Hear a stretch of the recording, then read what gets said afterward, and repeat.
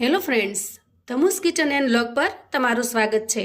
મિત્રો, શું તમે ક્યારેય સાબુદાણાની અંદર દહીં નાખી અને કોઈ રેસિપી બનાવી છે? એકદમ ગજબની અને ખૂબ જ ટેસ્ટી એવી બનીને તૈયાર થાય છે। અને એક વખત જો તમે આ રેસિપી બનાવી લીધી તો હંમેશા આ રેસિપી બનાવવાનું પસંદ કરશો।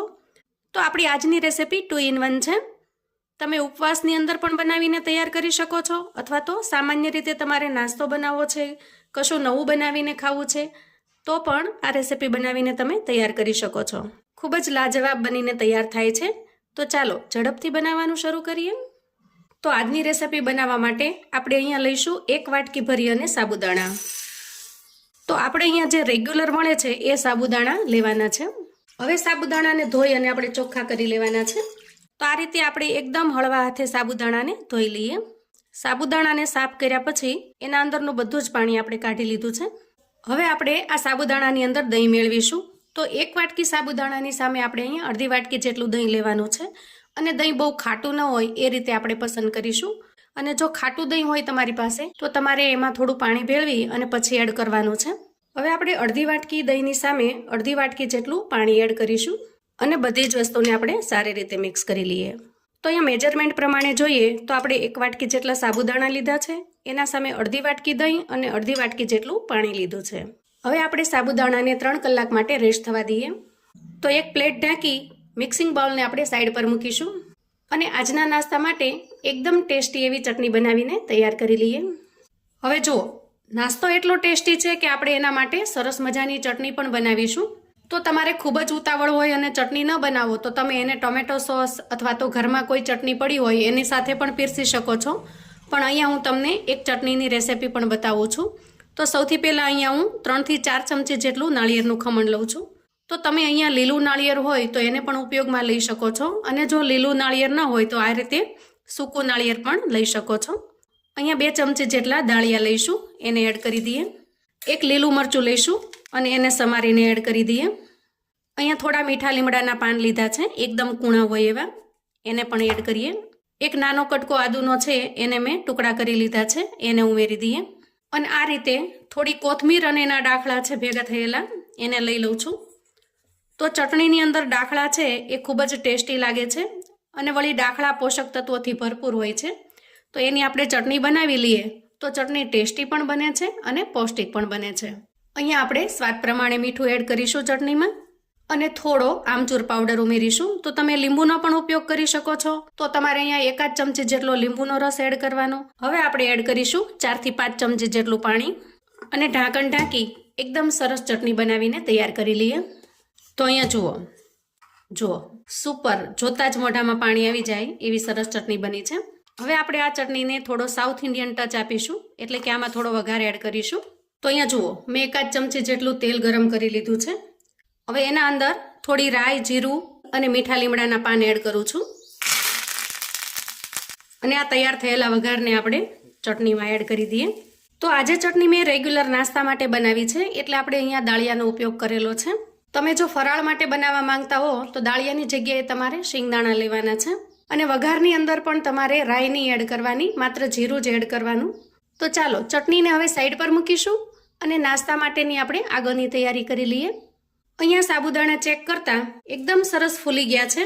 તો અહીંયા મેં લગભગ 2.5 થી 3 કલાક સુધી સાબુદાણાને સારી રીતે પલળવા દીધા છે। તો આ રીતે જ્યારે પણ તમારે નાસ્તો બનાવવો હોય ત્યારે 3 થી 4 કલાક અગાઉ પલાળીને રાખવાના છે। એકદમ સરસ પલળી ગયા છે, જુઓ સારી રીતે મેશ થઈ જાય છે। અને બાઉલની અંદર તમે એની સાઈઝ પણ જોઈ શકો છો, જ્યારે આપણે પલાળ્યા એના કરતાં ડબલ થઈ ગયા છે। હવે આપણું મિક્સિંગ બાઉલ અહીંયા નાનું પડશે, એટલા માટે હું અહીંયા એક મોટું મિક્સિંગ બાઉલ લઈ લઉં છું અને સાબુદાણાને એમાં ટ્રાન્સફર કરી દઉં છું। હવે જુઓ, એક મોટું બટેકું છે એને મેં આ રીતે ખમણીથી ખમણી લીધું છે, જેથી કરીને એકદમ સરસ માવો બની ગયો છે, એના અંદર કોઈ પણ જાતના લમ્સ રહ્યા નથી। તો આ રીતે ગ્રેટ કરેલા બટાકાને આપણે સાબુદાણાની અંદર એડ કરી દઈએ। તો અહીંયા સાબુદાણા કરતાં થોડા ઓછા એટલા આપણે બટેકા લીધા છે। હવે આપણે થોડા મસાલા કરી લઈએ। તો અહીંયા લીલું મરચું સમારેલું છે ઝીણું ઝીણું, એને હું એડ કરી દઉં છું। થોડી કોથમીર છે ઝીણી સમારેલી, એને પણ એડ કરી દઈએ। સ્વાદ પ્રમાણે આપણે અહીંયા મીઠું એડ કરીશું। તો બટેકા બાફવામાં કે સાબુદાણા પલાળવામાં ક્યાંય આપણે મીઠું લીધું નથી, તો એમાં પ્રમાણે આપણે અહીંયા મીઠું એડ કરીશું। અને તીખાશ માટે થોડા ચીલી ફ્લેક્સ ઉમેરીએ. તો અહીંયા લીલું મરચું આપણે એડ કરેલું છે, પણ થોડું વધારે સ્પાઇસી બનાવવા માટે મેં થોડા ચીલી ફ્લેક્સ ઉમેર્યા છે. 1 ચમચી જેટલું શેકેલું જીરું અધકચરું કરેલું છે એને એડ કરી દઈએ. અને હવે બધી જ વસ્તુને આપણે મિક્સ કરી લઈએ. તો એકદમ ઓછા મસાલાની અંદર આજનો નાસ્તો બનીને તૈયાર થશે. અને આ બધા જ મસાલા આપણે જે ફરાળમાં ઉમેરીએ એ જ મેં ઉમેર્યા છે. તમે જો ફરાળ માટે ઉપયોગમાં ન લેવાના હો અને જનરલ નાસ્તા માટે જો ઉપયોગમાં લેવાના હો તો આમાં તમે ઝીણી સમારેલી ડુંગળી પણ એડ કરી શકો છો. એનો ટેસ્ટ પણ સારો આવે છે. તો આ રીતે જો ચમચીથી સારી રીતે મિક્સ ન થાય તો આપણે હાથની મદદથી મિક્સ કરી લેવાનું છે.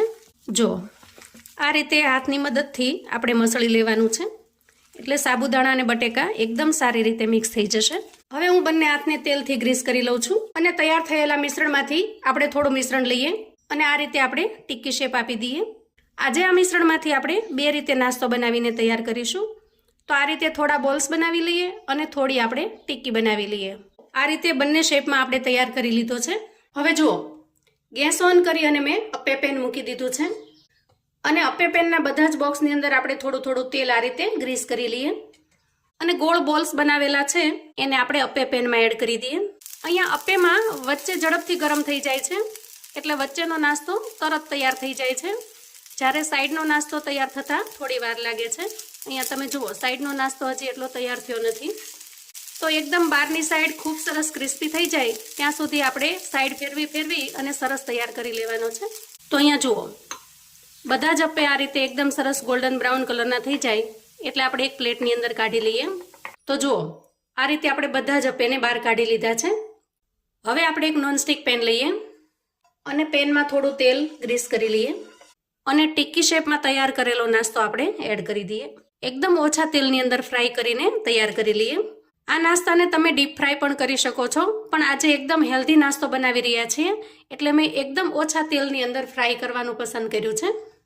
તો જે રીતે અપ્પે પેનની અંદર આપણે ઉલટાવી અને નાસ્તાને ફ્રાય કરી લીધો છે એ જ રીતે આપણે આ ટિક્કીને પણ ઉલટાવી અને બધી જ જગ્યાએ સારી રીતે ફ્રાય કરી લઈએ.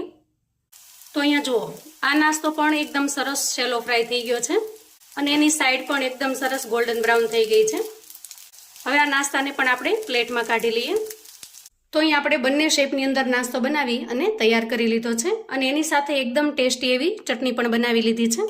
આજનો આ નાસ્તો ઉપરથી ક્રિસ્પી જુઓ અને અંદરથી એકદમ સરસ સોફ્ટ બનીને તૈયાર થાય છે.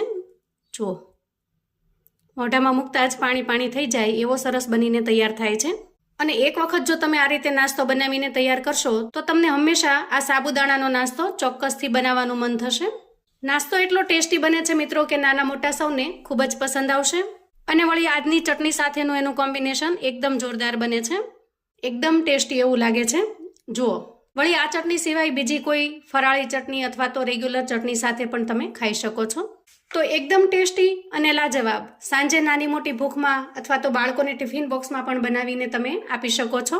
અને ક્યારેક તમને કશું અલગ અને નવું ખાવાનું મન થાય તો તમે ફટાફટથી બનાવીને એન્જોય કરી શકો છો.